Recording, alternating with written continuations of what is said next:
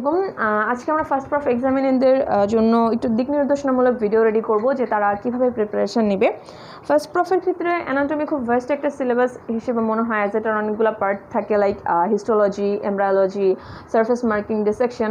So এই vast সিলেবাসটাকে কীভাবে আমরা শর্টকাট ওয়েতে একটু প্রিপারেশন নিতে পারি সেটার ব্যাপারে আজকে তোমাদেরকে একটু জানাবো। এবং ফার্স্ট প্রফে রিটেন নিয়ে আমাদের সেরকমভাবে কিন্তু কোনো সমস্যা হয় না, মেইন কনসার্ন থাকে আমাদের ভাইবা।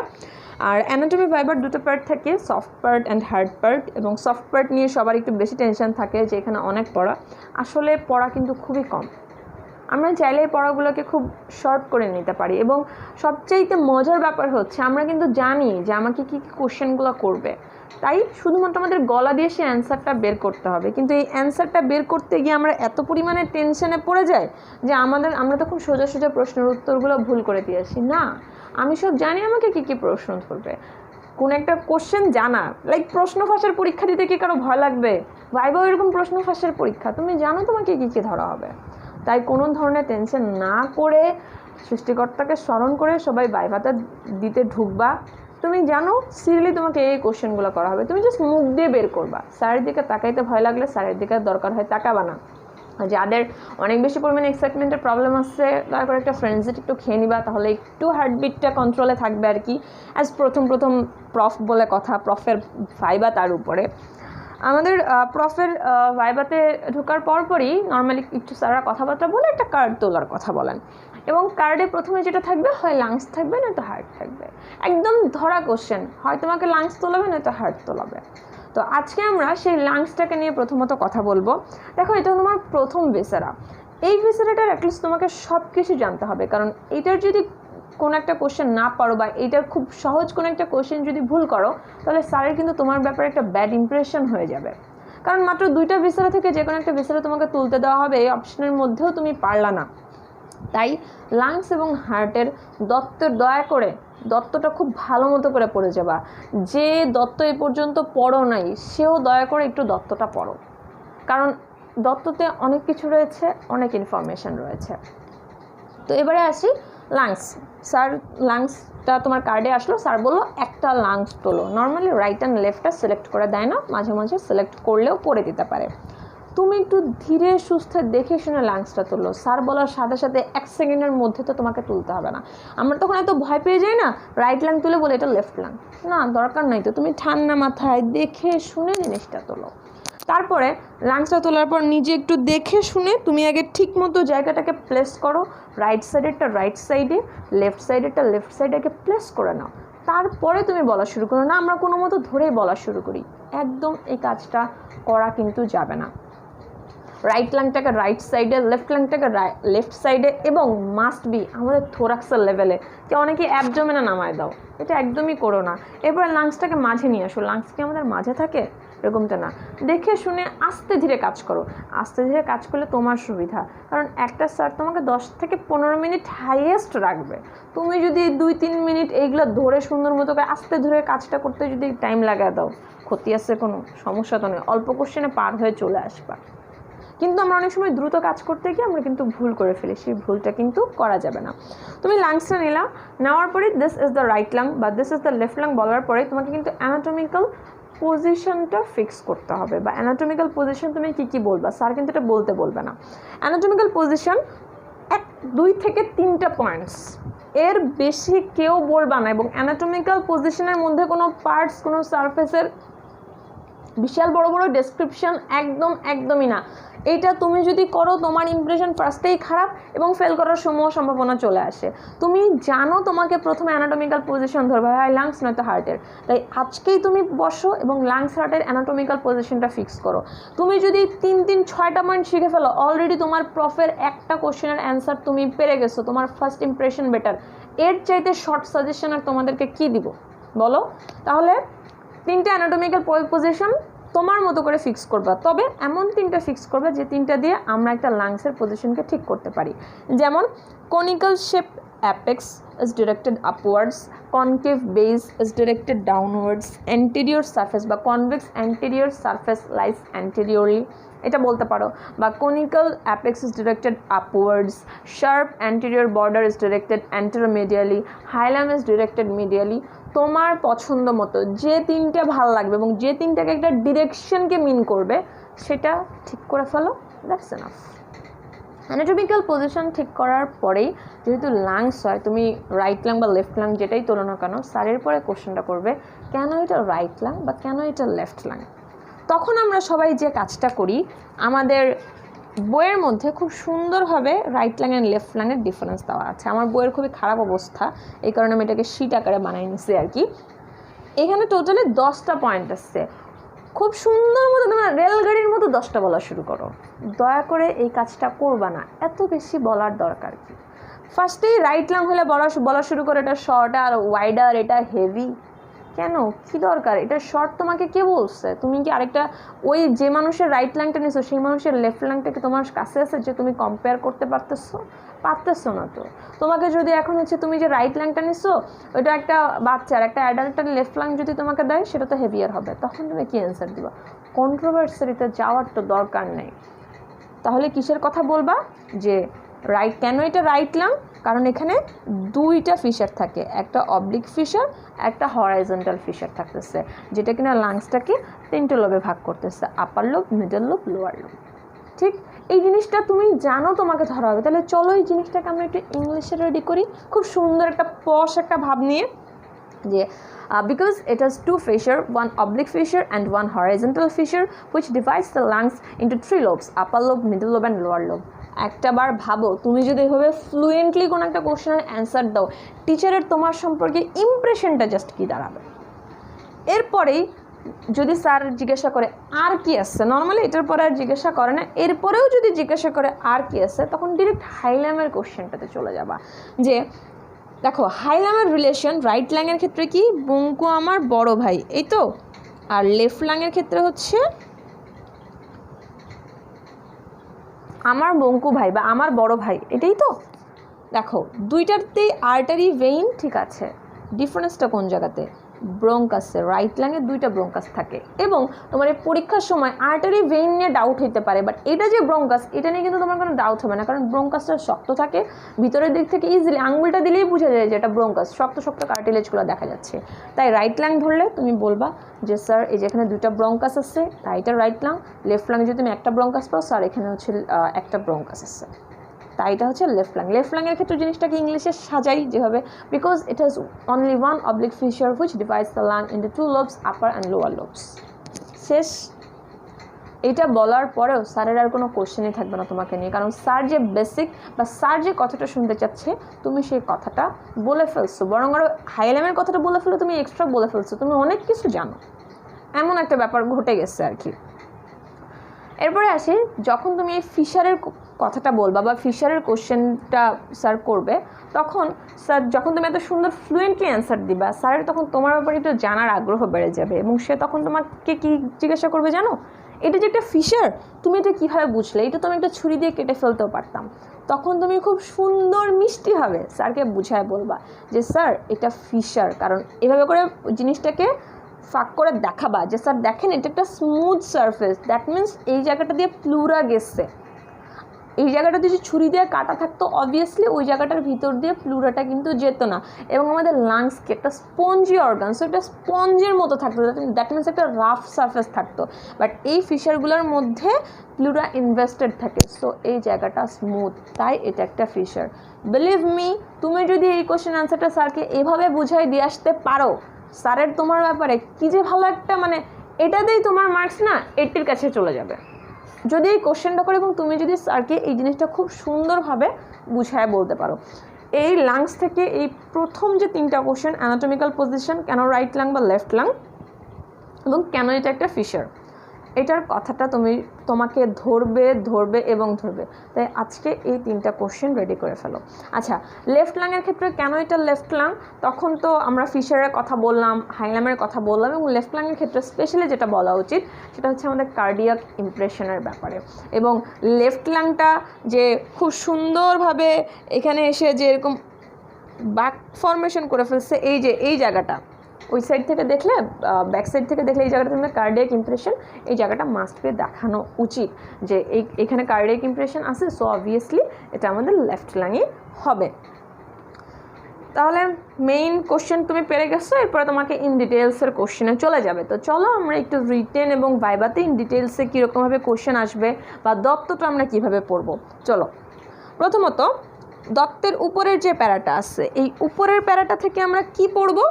উপরের প্যারাটা থেকে আমরা পড়ব কোথায় প্লুরাটা নাই, হাইলাম এবং অ্যাটাচমেন্ট অফ দ্য পালমোনারি লিগামেন্টে।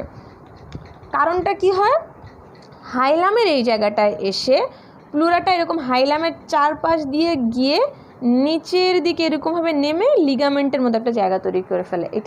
এটা হচ্ছে হাইলামের চারপাশ দিয়ে যায়, এখান দিয়ে আমাদের ব্রোঙ্কাস আর্টারি ভেইনগুলো এন্টার করে এবং নিচের দিকে কি করে, এই যে পালমোনারি লিগামেন্টের চারপাশ দিয়ে চলে যায়। এখানে আমাদের পালমোনারি লিগামেন্টটা থাকে। একটা লিগামেন্ট, যেমন লিভারের কথা মনে করো, লিভারের যে লিগামেন্টাম ভেনোসাম, লিগামেন্টাম টেরিস ছিল, ওটা চারপাশ দিয়ে পেরিটোনিয়াল রিফ্লেকশনটা চলে গিয়েছিল, লিগামেন্টটা যেখানে সেখানে কিন্তু থাকে না।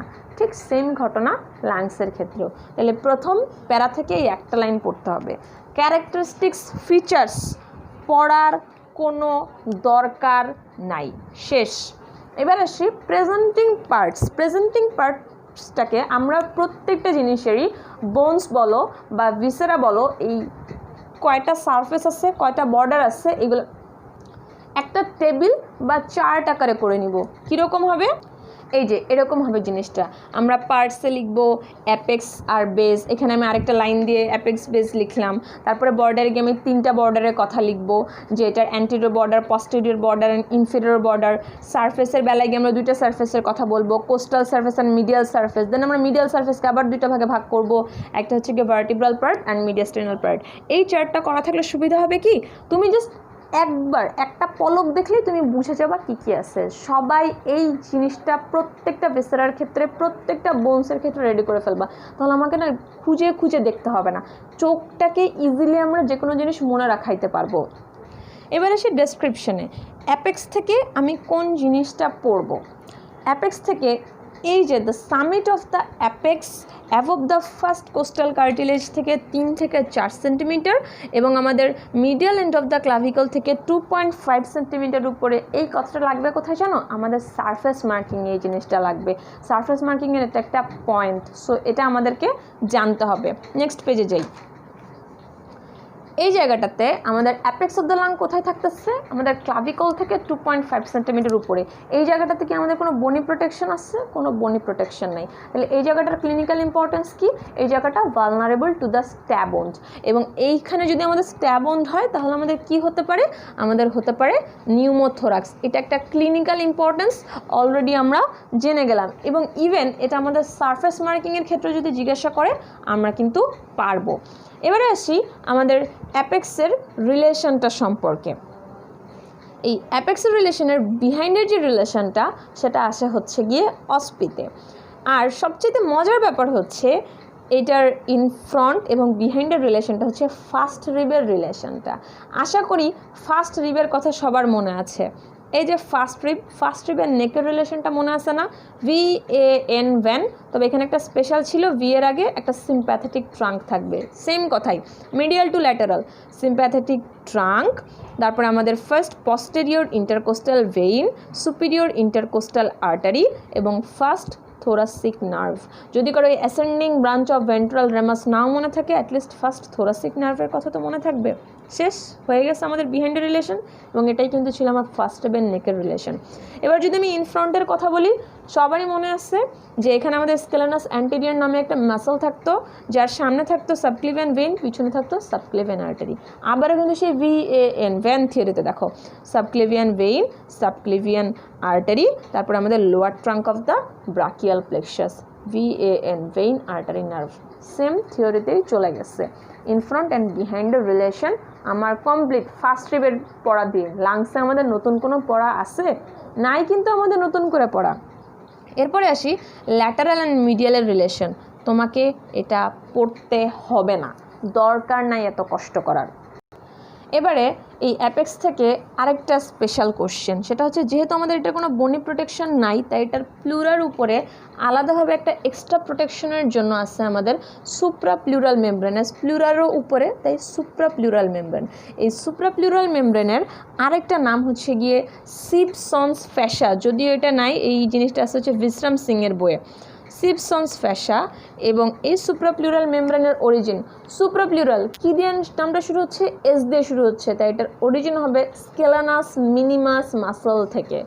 কোন মাসল থেকে? স্কেলানাস মিনিমাস মাসল থেকে, মাস্কুলার পার্টটা। আর ফেসিয়াল পার্টটা থোরাক্সের জিনিস, থোরাক্সে কোন ফ্যাশা আছে? এন্ডোথোরাসিক ফ্যাশা আছে, তাহলে থোরাক্সের জিনিস সুপ্রাপ্লুরাল মেমব্রেন, তাহলে এটার ফেসিয়াল পার্টও আসবে এন্ডোথোরাসিক ফ্যাশা থেকে। That's it. এরপরে চলে যাই আমরা বেজের ক্ষেত্রে।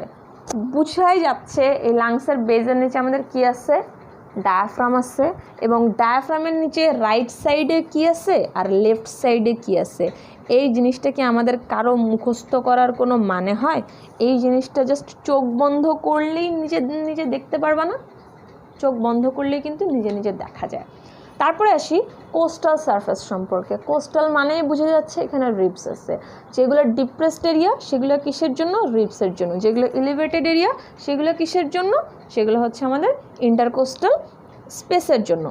এবারে আসি কোন জায়গাতে কততম রিবস থাকতেছে, এটা নিয়ে কনফিউশন তো।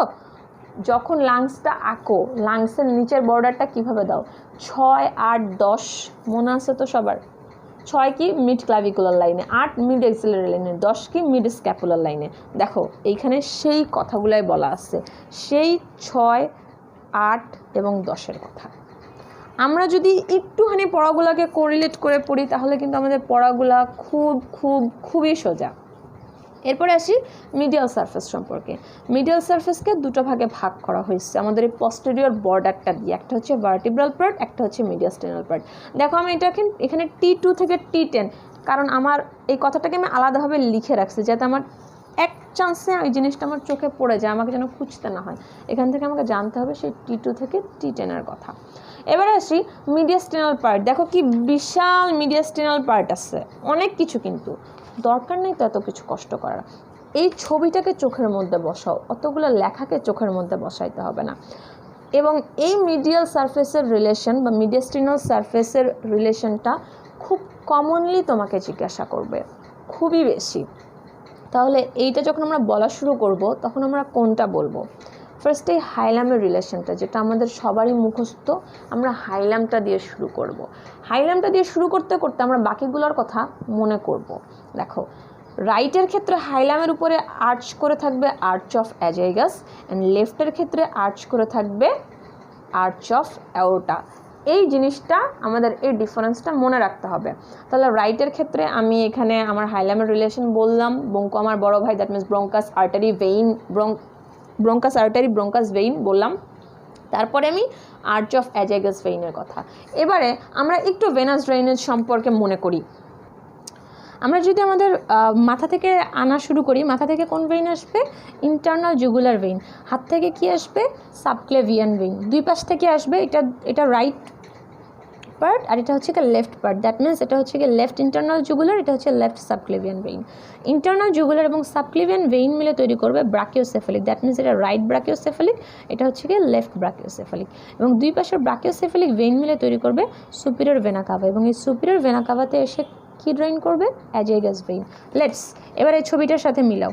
এই যে অ্যাজাইগাস ভেইন আসছে, সুপিরিয়র ভেনা কাভাতে ড্রেইন করছে, এই জায়গাটার মধ্যে কিন্তু আমাদের ব্রাকিওসেফালিকটা থাকে। ব্রাকিওসেফালিক দেখো এই যে এটা হচ্ছে আমাদের সাবক্লেভিয়ান ভেইনটা আলটিমেটলি ব্রাকিওসেফালিকে ড্রেইন করছে। এই যে আমাদের সেই সাবক্লেভিয়ানটা আলটিমেটলি এখানে ব্রাকিওসেফালিকে আসছে, দেন ব্রাকিওসেফালিকটা পরে গিয়ে হচ্ছে সুপিরিয়র ভেনা কাভা ফর্মেশন করছে নিচের দিকে গিয়ে। এখন আমাদের অনেক বেশি পরিমাণে কনফিউশন থাকে বিভিন্ন বইয়ের মধ্যে যে এটা ব্রাকিওসেফালিক নাকি এটা সাবক্লেভিয়ান। এইটা কোন জায়গাটা বলো তো? যে জায়গাটার মধ্যে দিয়ে ফার্স্ট রিবটা গেছে না, ফার্স্ট রিবের রিলেশনটা মনে নেই? ইনফ্রন্টে বা অ্যাপেক্সের ইনফ্রন্টের relation, subclavian vein, scalenus anterior muscle, subclavian artery, সেই কথাটাই তো আসতেছে, তাই না? সো এটা হচ্ছে কি আমাদের subclavian vein, scalenus anterior muscle, subclavian artery. হাইলামটা বলার পরেই আর্চ অফ অ্যাজাইগাস বলবা, সুপিরিয়র ভেনা কাভার কথা বলবা, তার একটু নিচের দিকে সেই বরাবর না, একটু সাইডে দেখাবে ইনফেরিয়র ভেনা কাভা। তারপরে তুমি এই অ্যাপেক্সের রিলেশনটাতে চলে যাবা। অ্যাপেক্সের রিলেশনটা বলার পরে এবার আমি একটু আর্চ অফ অ্যাওর্টার কথাটা মনে করি। আর্চ অফ অ্যাওর্টা থেকে 3টা ব্রাঞ্চ বেরিয়েছিল, বি, সি, এস, এবং এই ব্রাকিওসেফালিক ট্রাঙ্ক থেকে কিন্তু আমাদের রাইট সাবক্লেভিয়ান এবং রাইট কমন ক্যারোটিডটা আসছিল।